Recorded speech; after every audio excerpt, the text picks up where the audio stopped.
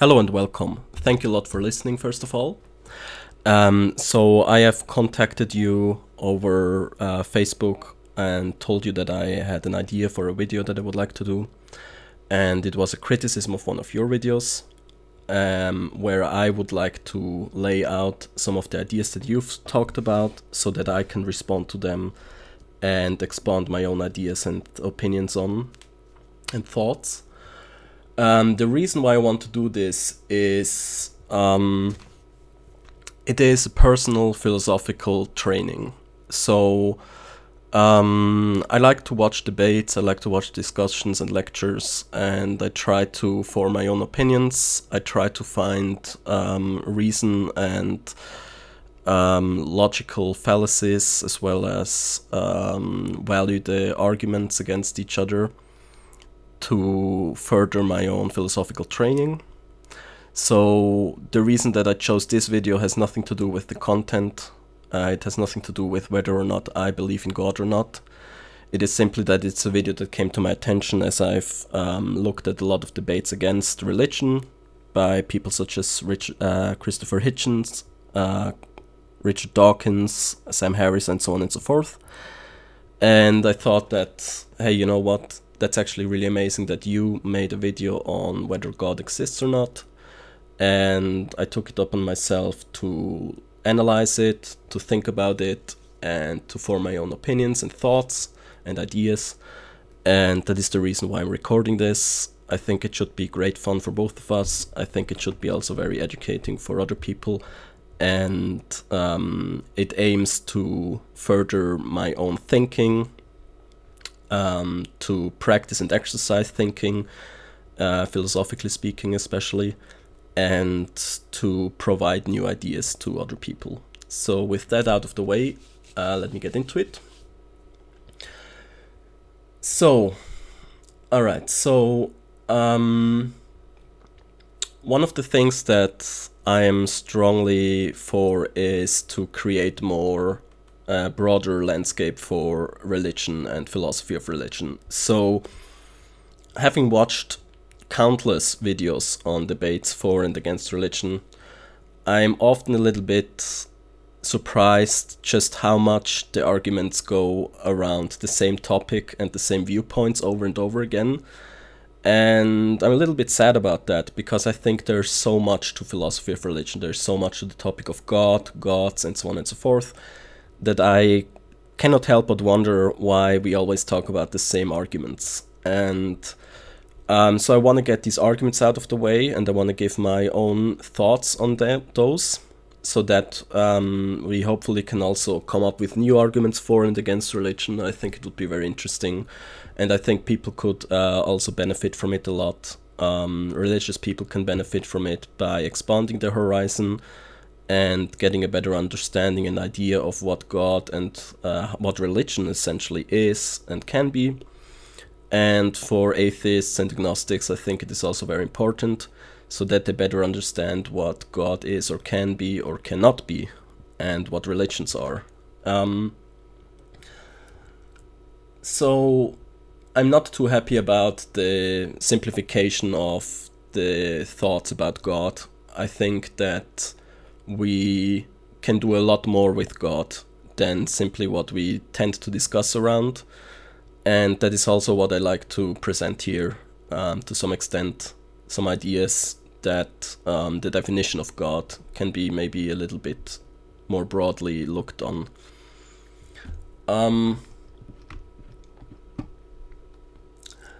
So first of all, I think it's important to talk about what is God, because in this definitional problem, we already observe whether or not we can even talk about the topics meaningfully. I think that the question of what is God is the first question that we need to talk about before we get any further, because if we want to prove or disprove something, or if we want to say that we believe or not believe in something, then I think we need to know what exactly we're talking about first, right? So why God, how God, and what God, I think are the questions. And right now I just want to go into what is God. Now, there there are some thoughts about what God can be and how we can look at God, some of which are also a little bit outside of the views that I normally see people talk about. So God is a reality. It's a philosophical, ontological category of existence in the world. So, meaning that God is something that in our philosophical discussions we come across as being its own distinct category. And something that is not easy to describe. It is something that is very archetypal. It is something that precedes a lot of other human inventions and thoughts, and something that we're born with. So God is not something that we create that is out there as this sort of entity that we have this personal relationship to, as much as it is a fundamental reality about the world. This is a fundamental truth about the world, and it is something that all of us are born with, psychologically speaking. We all have the idea of God, and there is, philosophically speaking, the category of God that is very distinct from other categories, and which is foundational for a lot of philosophical discussions. God is also a foundational part of society and culture. God is an abstracted idea of an embodiment of society. So we can say that God embodies society in a way that nothing else can embody society. We have a government and we have politicians who represent society, but fundamentally speaking, it is not surprising that theocracies existed and exist, since God as a representation of what a community of people is still something that is psychologically and philosophically unparalleled in history, and where the collective embodiment of a people holds various different kind of qualities and attributes than a human embodiment of people. So the collective spirit of people can be considered to be God. We can say that. It would also be equal to the idea of patron god, so a national god, for example, the god of a people, and it would also be somewhat close to God as the governor of a country in theocracies, as we've seen throughout history. Otherwise, God is a psychological component of our psyche. So what I mean with that is, it is an archetype and a meme. It is something that is fundamental to our minds. It is a category of our minds that all of us have. And we exhibit this kind of spiritual behavior through various means in childhood and later on, which often have God as the object of behavior. Whether we believe in God or whether we don't believe in God, but psychologically speaking, it is how we deal with our minds and how we deal with the world, in that we have this other, this idea of something that is older than us and that is greater than us and that holds objectivity over us. And that thing we can call God. And it exists without any evidence. It exists in our minds, it exists in our DNA, in our genes, and in our cultures. and it exists even outside of believers.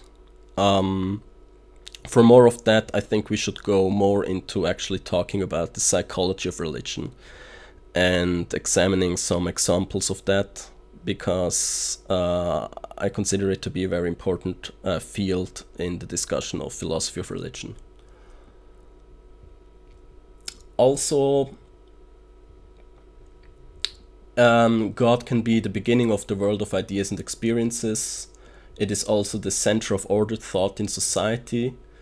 We can also call it the lighthouse of humanity in all affairs. And it is the embodiment of truth and the manifestation of reality itself in our human minds and logic. So God is not this external entity that we pray to necessarily, although for some people it is.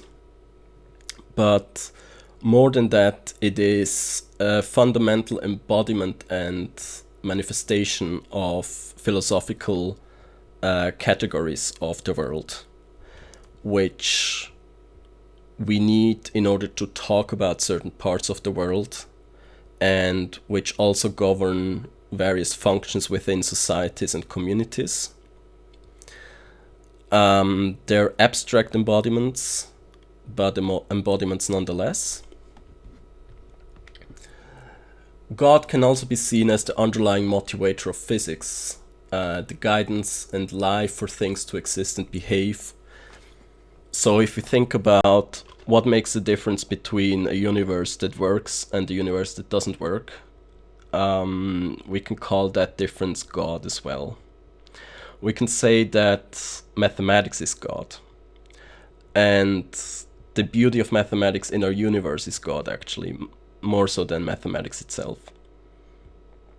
So when we observe these, for example, mathematical constants, which are very important, which are insanely important for the stability of the universe, of physics and chemistry and everything, we can say that that which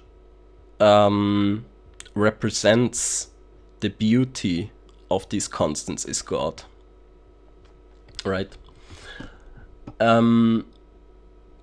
Another thing that I always find is, and that in your video you also touched upon, is the explanation of the supernatural through God, and that this is a point to argue whether or not God exists.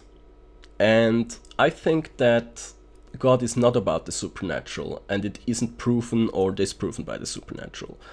I think it misses the point of what God is or can be.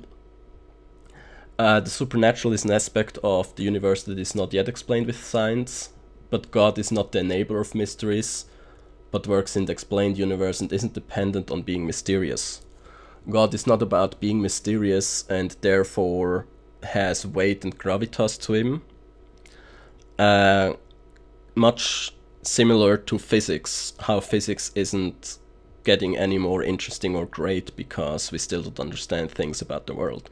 Physics still exists the way it does, whether or not we understand things, and is equally great whether or not we do understand things that it has to show us. So I think God as something that is supposed to be mysterious is a reason that many people defend God or argue for God and try to bring points about which show the mysteriousness of the universe or mysteriousness of God, and therefore try to argue for God. Whereas I say that God does not have to be mysterious, God does not have to be connected to anything inexplicable or difficult. God lies in the most simple things of the world, such as arithmetics, although arithmetics is insanely non-simple if you think about it. And God exists in everything in between, whether it is simple or mysterious. But God does not take, legitimacy from being mysterious. I think that is a point that people sadly do make, which I don't think really helps the argument for God. I also think that God's existence is the wrong approach to talk about God. Why? Because I think God is as much as society or the archetype of the parent is. So we cannot say whether God exists or not. It's more of a question of what is God? And therefore we can ask ourselves whether this is something we believe in or not, right? So if I say that God is this abstract entity in the heavens or sky that governs our fates and has supernatural powers, then it becomes easy for people to say that that is not a God that they believe in, or that is a God that can be argued out of existence. However, I do not think that that is how we should think about God, as I've explained before already. I think that God is a fundamental aspect of reality. It is a category of philosophy, of philosophical thinking, and it is also an archetype in our psyche, and a truth of the world that manifests itself in societies and in behavior of humans, and in thinking, and in experiences of people. So therefore, I don't think we can say that God exists or doesn't exist. I think it's more of a question of what God is, where we can then say if that exists or it doesn't exist. And as such, I don't think there is any claim that this does not exist. I mean, this fundamental reality of the world, it exists, and so long as one person can think of it, it exists, right?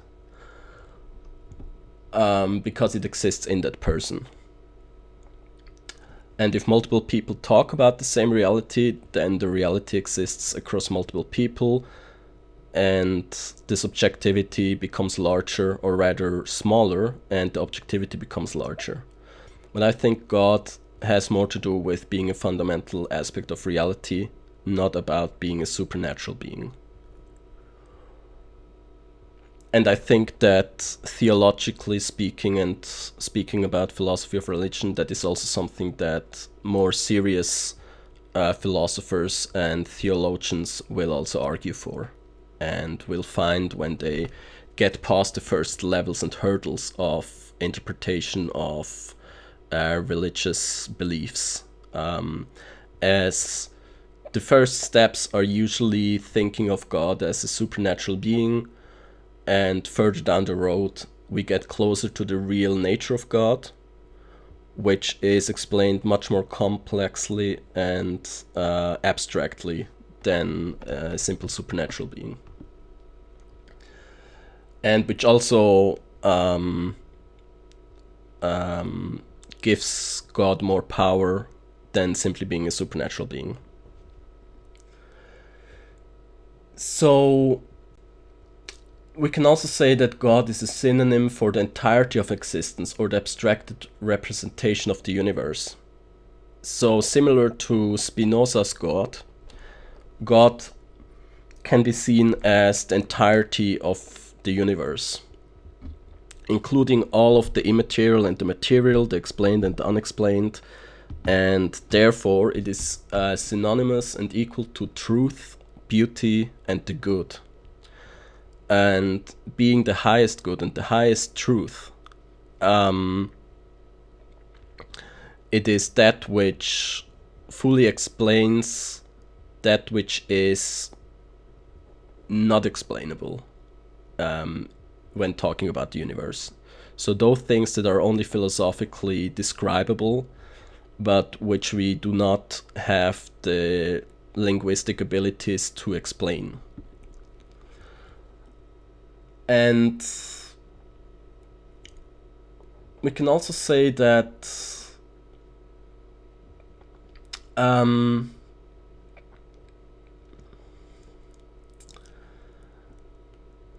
so you've talked about the powers of God, so for example, whether God can influence the weather, whether God will answer prayers and perform miracles. Now, I would say that God does not have abilities, so God simply is.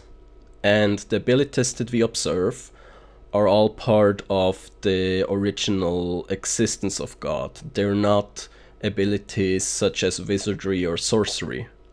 So, for example,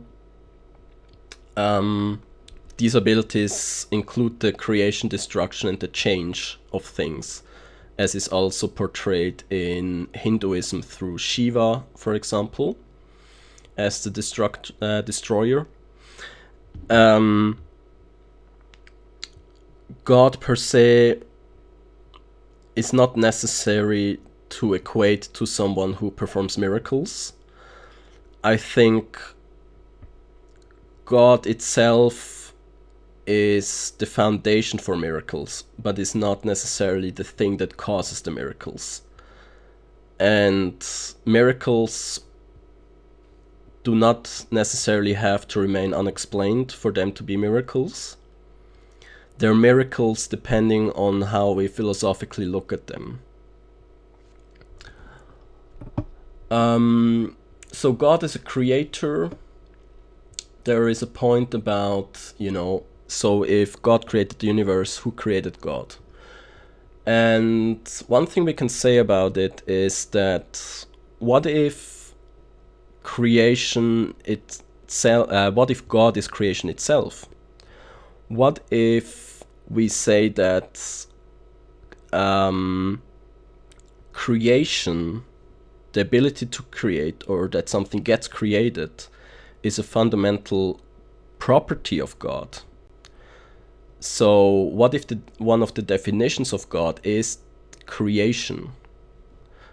And we can also say that the difference between the rest of the universe and God is the moment of creation of the universe, or the moment where nothing and something meet. And we can say that God can also create itself, and there's no problem with that. The universe itself can have been created or cannot have been created. That is something we still don't know. But we say the same thing about the universe, right? We say that, what created the universe? And if we say that the universe created itself, then we have the same problem as with God. We have to say that something created itself. And if it has always been created and there has not been any beginning of creation, then there's still the difference, the ontological difference between something that is and something that is not. And that difference we can call God as well.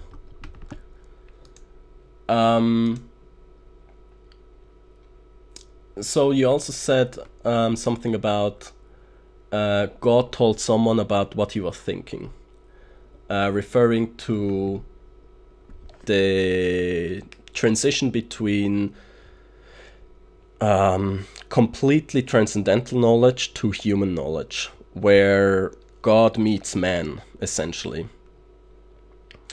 So that moment is a moment of inspiration. It is a moment where people have a spark of enlightenment that they then will hopefully share with other people. Right? So usually we call them prophets. So someone who speaks for God or in the name of God.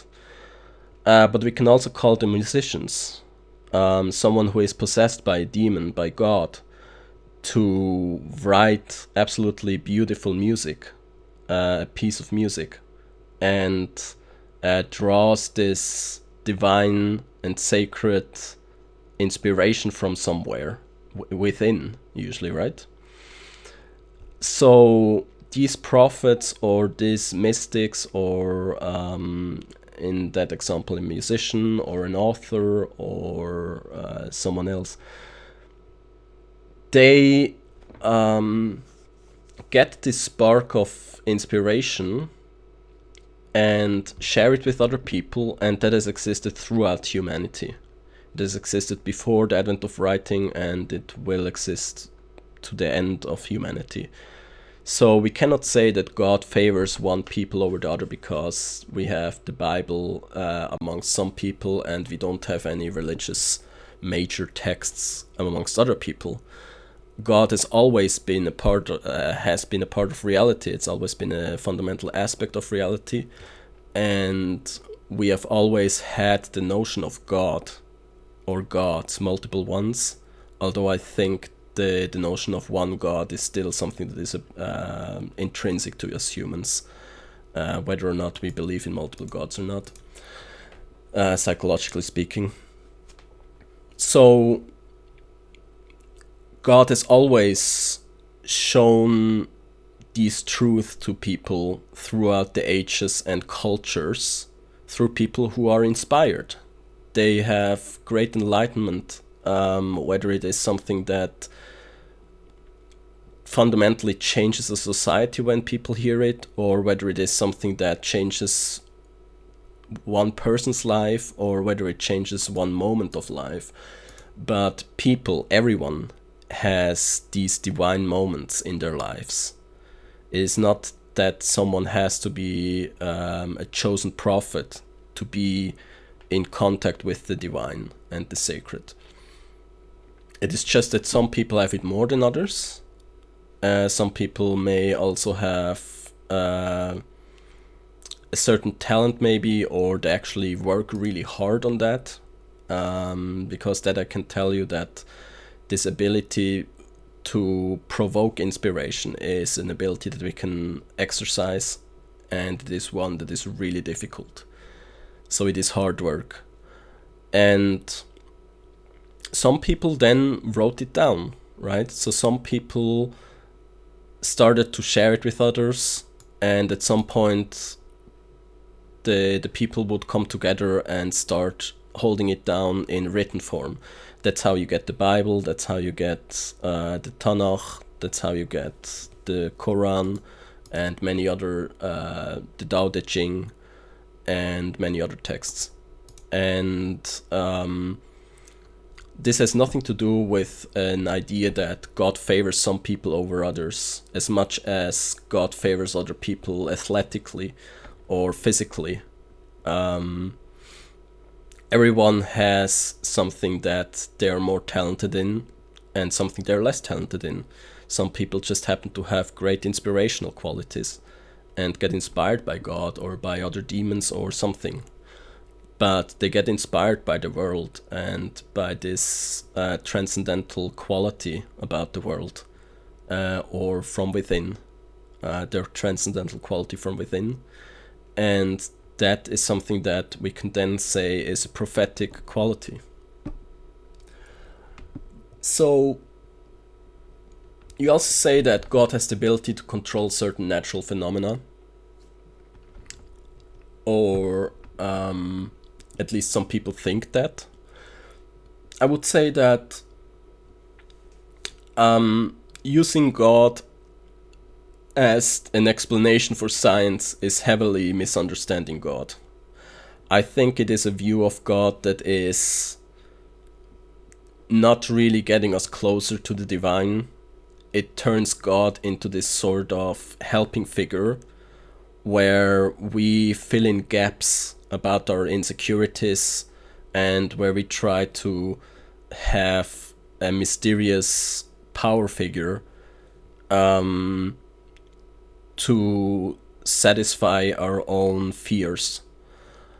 And as such, that has nothing to do with understanding or looking at or accepting the divine qualities of God. And is something that I think misses the point of what God is.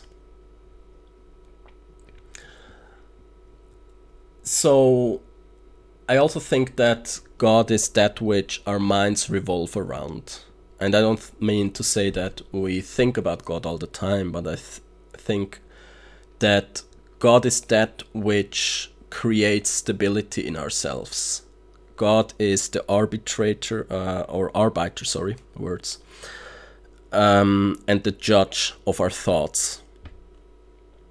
And that is God. That is one way to look at God, and it is God within ourselves. It is not something that is out there that magically starts to mess with our psyche, but it is part of ourselves because God is in everything and God is everything, right? So that would be maybe more of a pantheistic approach, but it is God nonetheless. Also, the idea of gods and their appearances is one that is very interesting, because some people may make fun of this and say that, you know, there cannot be something as ridiculous as a half bird, half human deity that resides somewhere in the skies or in the sun and causes all of these miracles or phenomena.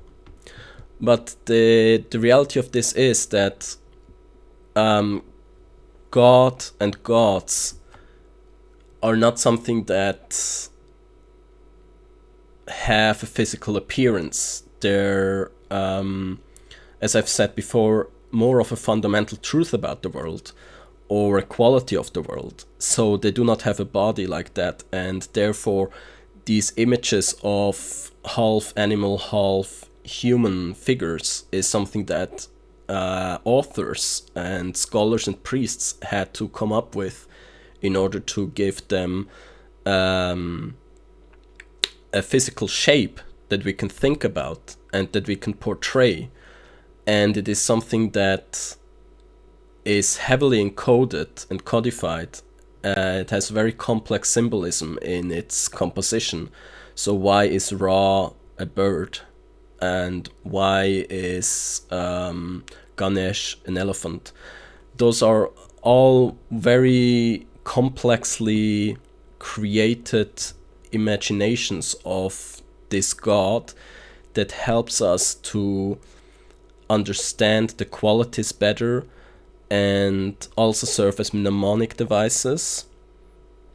They're inspired by the mystics and are encompassing this esoteric language that is not understandable to anyone but the mystics and the priests and the philosophers who deal with that, or to anyone who obviously is initiated in these teachings. Also, when you say that, you know, how is it possible that if we pray to one God, it must mean that the others are wrong because this one is right, apparently, or how do we know which God actually was the reason for the miracle, right? Which one is the right God to pray to? And here I would say that it can be any God who creates miracles. And when we pray, it may be a different God that than the one that we imagine to pray to. So similar to dialing the wrong phone number, if I dial the wrong phone number and I imagine that I'm talking to my friend Jeff, but instead I'm calling someone called George, if I start talking to them, it doesn't change the fact what information the other person is getting, right? It's no matter whom I call, the things that I say will be delivered to the person at the end of the phone. So it's not about what I think to whom I pray, but to whom I really pray or happen to pray at the end of the day.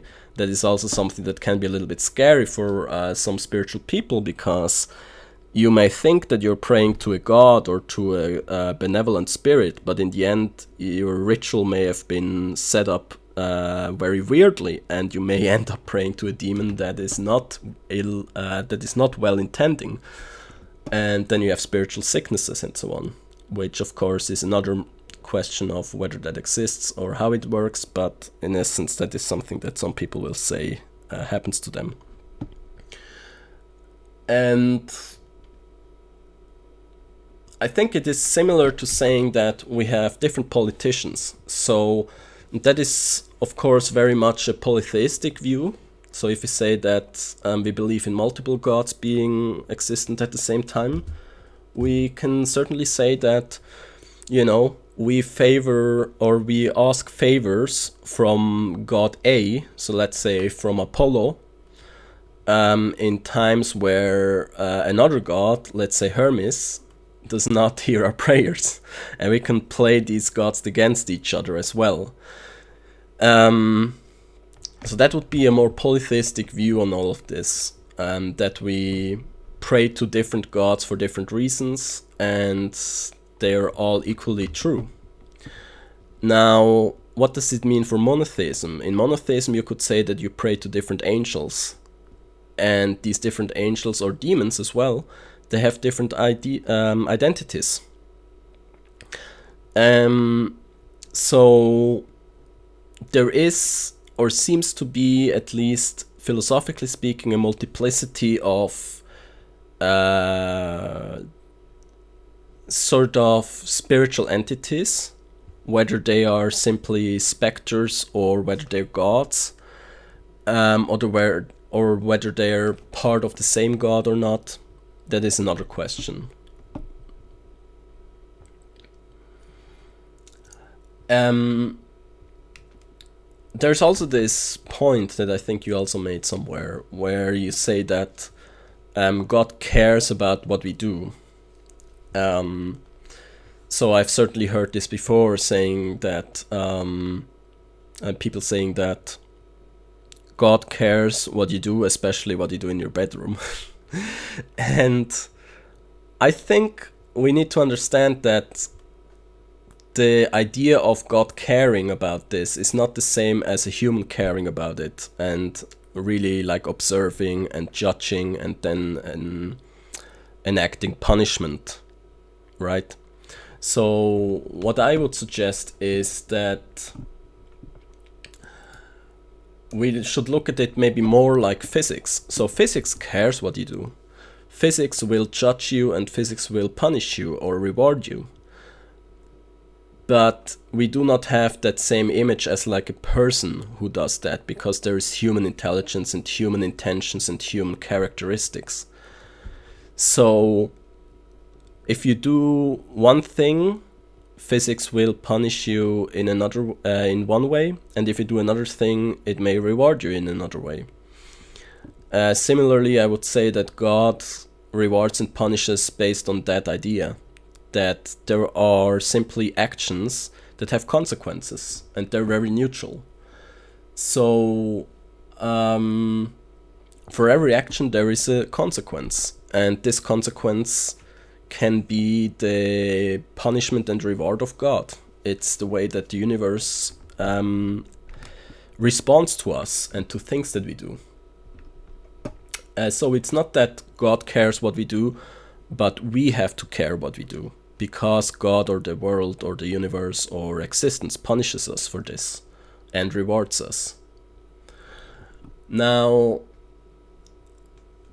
one thing that I always find so interesting, and I've talked about this before in another video, is that people always have this idea that because there are different scriptures in different cultures, that therefore they contradict each other, and if you believe in one god, then you cannot believe in the other god, and therefore if you believe in, let's say, the Christian god, you go to hell in Islam, and if you believe in the god in Islam, you go to hell in Christianity, and I don't really see the point.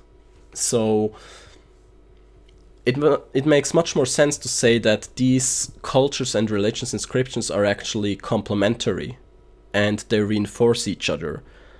Much like we can say that different philosophers reinforce each other's views and the reality underneath it by talking about it. Whether they agree with each other or not doesn't mean that the point itself isn't strengthened through this discussion, right? So simply because there are different cultures doesn't mean that these contradict each other. I would say that they complement each other. I would say that all religions are equally true, because they see the same reality, they see the same truth about the world. They just see it from different eyes, and they write it with different hands or speak about it with different mouths and tongues. So naturally they will sound different, but it doesn't mean that they contradict each other or that the reality is not the same that they speak about. I would say it's more the opposite, that they actually add a lot to each other, and through studying the different texts we actually understand God much better than studying just one text. We understand our own God better. And so you can find different interpretations, and you can find different aspects of the truth through reading different books and through living or having lived in different cultures, growing up in one, then traveling to another one, growing up there anew, and getting education from different points of view on the same subject. So another thing that you said was something along the lines of peasants writing these books. And I would heavily disagree with that, since these books are still today seen from a literary point of view as some of the most incredible works of human accomplishment. And in terms of their composition, in terms of the language, the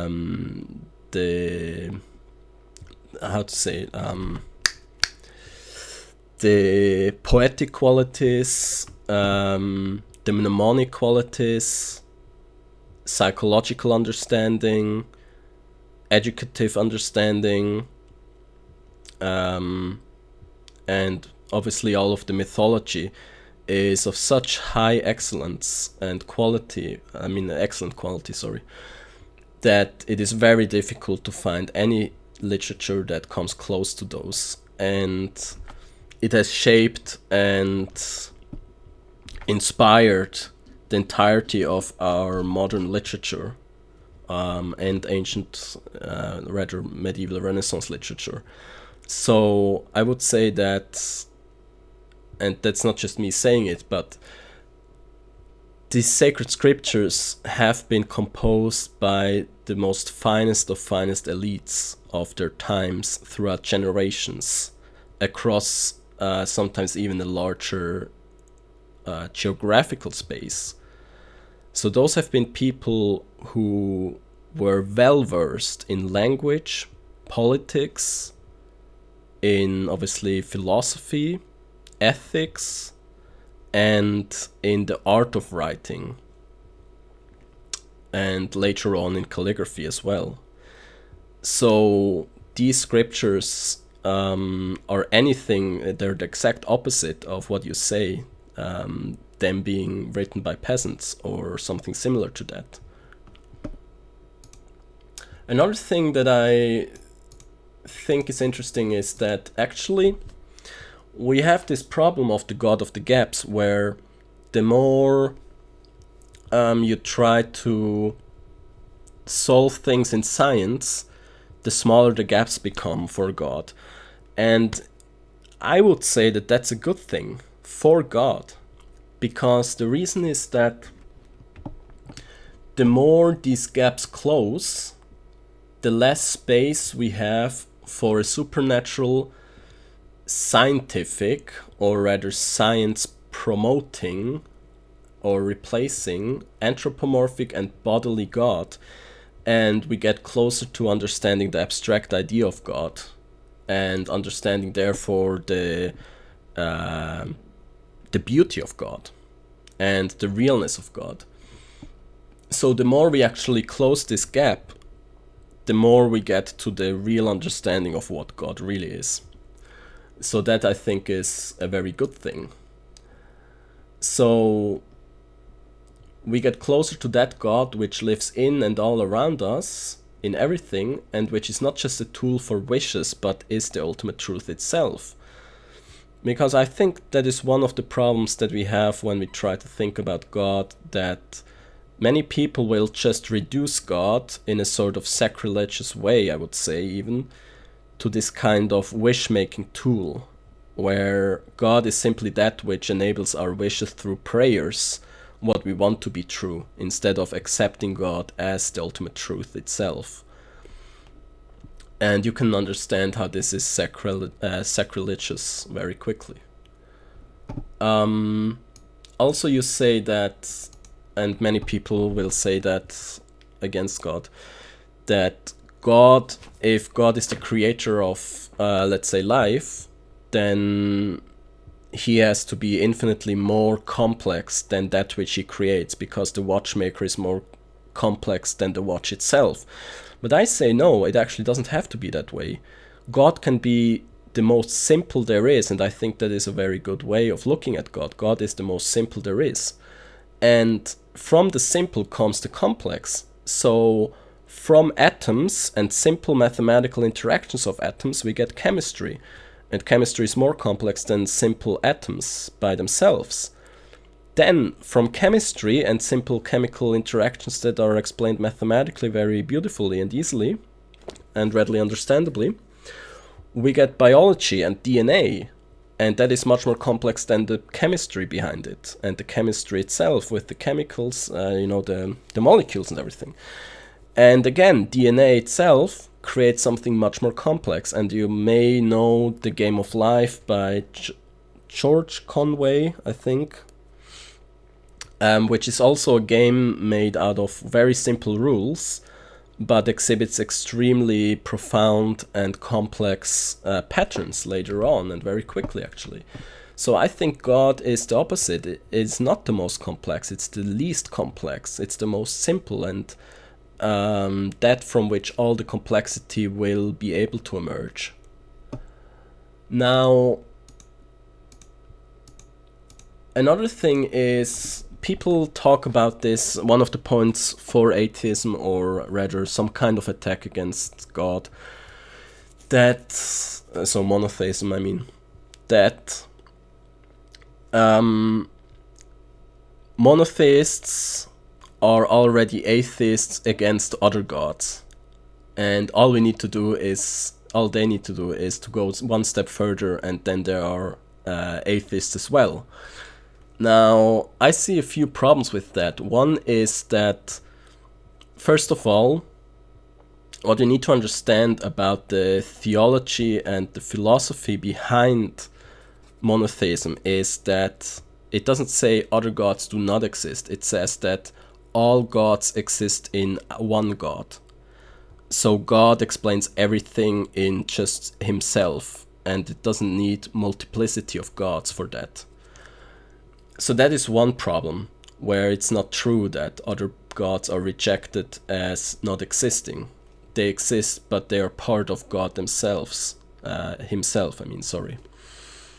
which we can also see in Hinduism, where Hinduism is actually a really interesting religion, because we don't know whether it is monotheistic or polytheistic. There are different gods, and you can say that it's polytheistic because of it, because there are different gods and deities that you can pray to individually, but at the same time you say that, or people say that Hinduism is actually monotheistic, since all it means is that these gods are simply different aspects of the same reality of Brahman, and that this reality is God, the way that we see it in Christianity, Islam, and Judaism.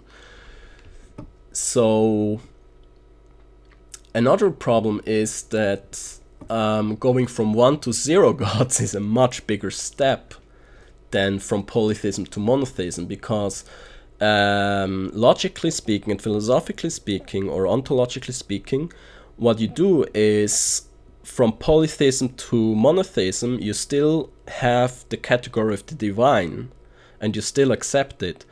But once you go from monotheism to atheism, you completely reject that category. So it is a difference of one or the other, whereas from polytheism to monotheism, you simply change some of the qualities, but you don't change the category itself, and therefore it is a vastly different, a bigger difference. And a consequential type of, well, consequence, I guess, is that what you do when you get rid of the divine is you change a fundamental part of society and of the person themselves for good. So that part has to do with strong inner structure, social structure, as well as psychological coherence in the person and amongst people.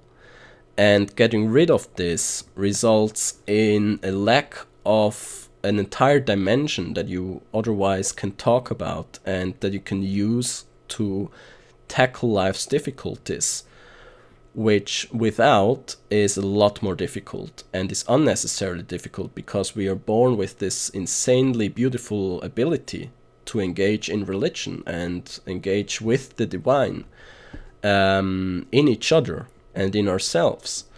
So it would be similar to saying that we reject romantic love.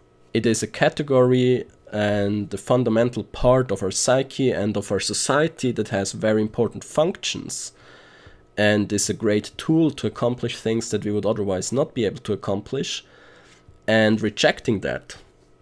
So it is very much similar to that, actually, if you look at it. Then I also have one thing to say about hell and one thing about what gods add to the world. So hell to me is, I think, we have this image of hell being this sort of location that is like some sort of extended geography of our world. Like you have heaven, then you have the earth, and then you have hell. And I don't think that's a really good way to think about it. Not only because it creates some scientific problems, but also because it doesn't really bring across the point of hell properly. So we can say that hell is a state of mind or of your soul that exists when we reject the divine. And what does it mean? When we reject the divine, we go into a state of torment, in which the psyche rebels against itself and it tries to make sense of things in a way that it shouldn't have to make sense of, right? It is something that it is a mechanism of our minds that we are born with and we shouldn't even have to think about getting rid of. So this separation from the divine and living in ignorance and spiritual darkness is hell. And I can say this clearly. It is a state of hell. It is a state of punishment. If we live in that kind of state, you can compare it to severe depression. That's something that nobody should go through.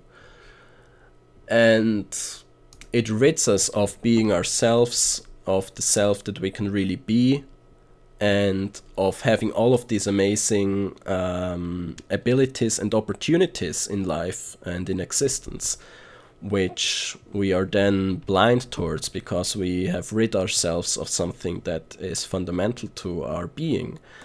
And therefore we lack these abilities and these opportunities in life. And that is hell. So and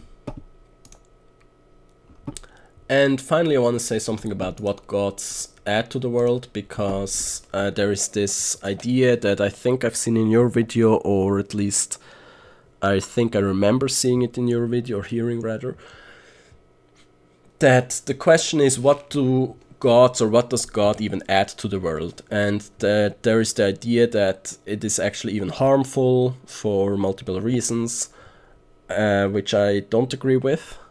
I think the harmful thing is not taking God seriously enough, because that is how you get these dangerous ideas that some people, like fundamentalists or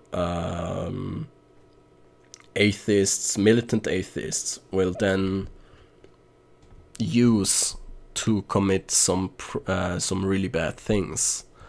Now, what do gods add to the world? Well, they add a philosophical depth, they add a language that is used in society, which is very unique and that we cannot replace with any other language. It is like saying that we get rid of poetic language. That is simply a language that we cannot replace. And the language of religion and talking about the sacred and divine is a language, and the mystical and spiritual are languages that we cannot replace with other languages. So we rid ourselves of an entire dimension of talking about the world and ourselves and each other and forming and building, constructing society, which we cannot replace with other language to do so. Now, it is also gods, and God also add to a structure in for truth and values. So, in a sense, we can say that God is what gives a body to our abstract ideas. And especially it gives a body inside of society for these abstract ideas. And values, sorry. So, without that, what we're left with is a lack in cohesion for these thoughts to be interwoven into society in a meaningful way and to profoundly nurture society and to build society and keep it managed in some sense. Now, they also add meaning, a lot of meaning. They add social connectivity, and I think one thing that is very important is that through gods and God, something that we can achieve or get closer to is the fighting together in our philosophical quests for meaning and truth and purpose and strength by giving people a platform through which they can struggle together as a society. So, through God, we have this platform that allows us to exchange our suffering and exchange the fundamental meaninglessness of life with each other. And you may say, well, philosophy does that as already. The problem is that philosophy does not have the language, it does not have the tools, and it is not embedded in the same way in our psyche and society as the divine. The divine is something very special in that sense. It enables us to talk about things in a very different way. It enables us to learn things very differently. And it enables us to strengthen all of these learned things and these thoughts and these behaviors in a way that is otherwise just not possible. So it is not surprising that there are very radical, very zealous, and very fanatical things that people accomplish because of religion and because of God. And that is because it is a very different thing than simply philosophy. It is a very different thing than simply poetry or music.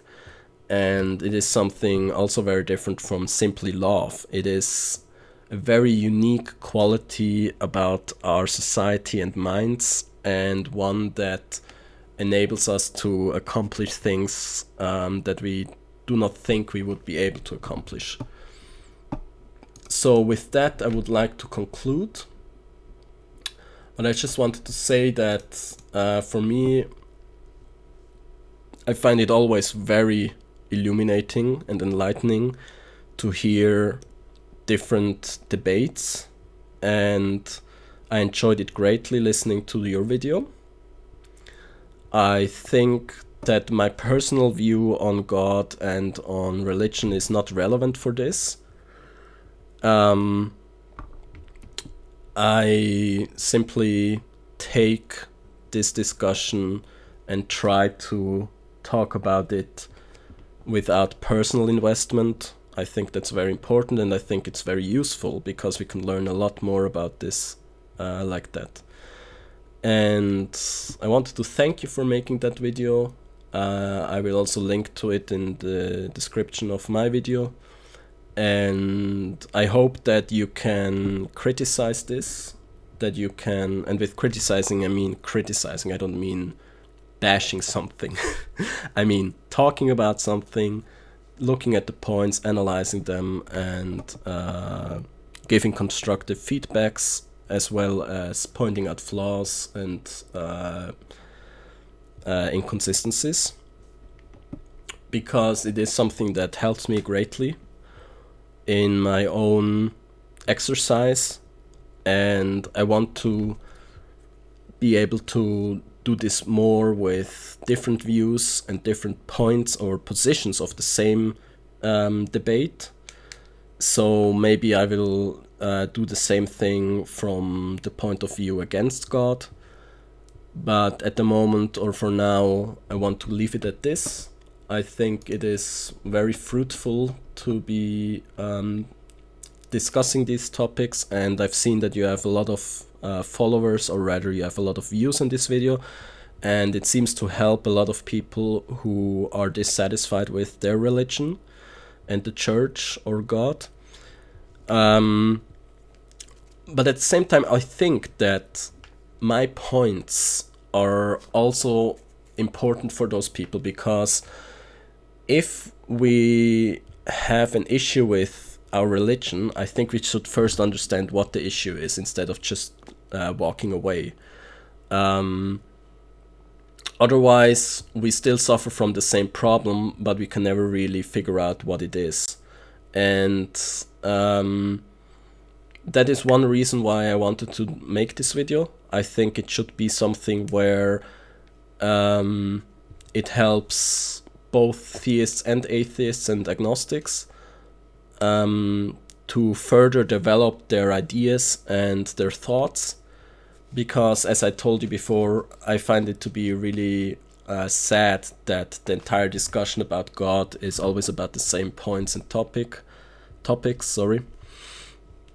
where we simply talk about the sort of scientific problems that come with it, and the supernatural elements, and the question of whether something, this kind of supernatural entity, can even exist or not, instead of understanding what God is or what God may be. And I think having the right, or having a broader understanding of what God is or can be, helps us in establishing our own religious points, and being better armored, or how to say, like better equipped for life. Since I think that religion is very important and it is very helpful, the problem is, if people don't understand what religion is or can be, they will have very unhealthy relationships to it, as we see and as we've seen before. And then we have all kinds of misunderstandings, problems, and conflicts, as we see and as we've seen before, and as we will see in the future as well. So, yeah, I thank you for this, and yeah, I hope you have a great day.